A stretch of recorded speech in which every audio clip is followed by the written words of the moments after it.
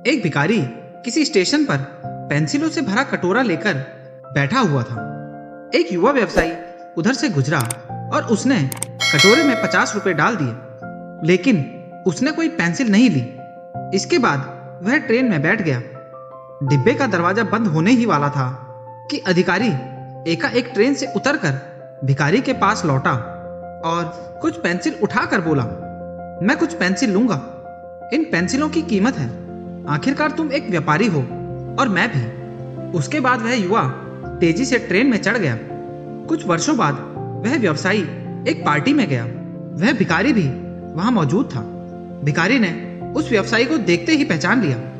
वह उसके पास जाकर बोला, आप शायद मुझे नहीं पहचान रहे हैं, लेकिन मैं आपको पहचानता हूं। उसके बाद उसने उसके साथ घटी उस घटना का जिक्र किया। व्यवसायी ने कहा, तुम्हें याद दिलाने पर मुझे याद आ रहा है कि तुम भीख मांग रहे थे, लेकिन तुम यहाँ सूट और टाई में क्या कर रहे हो? भिखारी ने जवाब दिया, आपको शायद मालूम नहीं है कि आपने मेरे लिए उस दिन क्या काम किया। मुझ पर दया करने की बजाय मेरे साथ सम्मान के साथ पेश आए। अपने कटोरे से पेंसिल उठाकर कहा, इसकी कीमत है। आखिरकार तुम भी एक व्यापारी हो और मैं भी। आपके जाने के बाद मैंने बहुत सोचा, मैं यहाँ क्या कर रहा हूँ? मैं भीख क्यों मांग रहा हूँ? मैंने अपनी जिंदगी को संवारने के लिए कुछ अच्छा काम करने का फैसला लिया। मैंने अपना थैला उठाया और घूम घूम कर पेंसिल बेचने लगा। फिर धीरे धीरे मेरा व्यापार बढ़ता गया।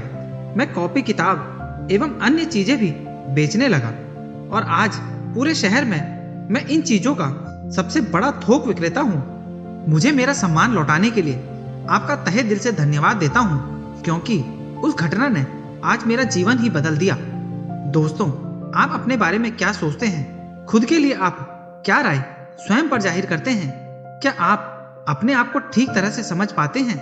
इन सारी चीजों को ही हम अप्रत्यक्ष रूप से आत्मसम्मान कहते हैं।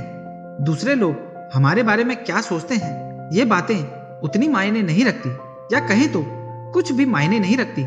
लेकिन आप अपने बारे में क्या राय जाहिर करते हैं, क्या सोचते हैं, ये बात बहुत ही ज्यादा मायने रखती है।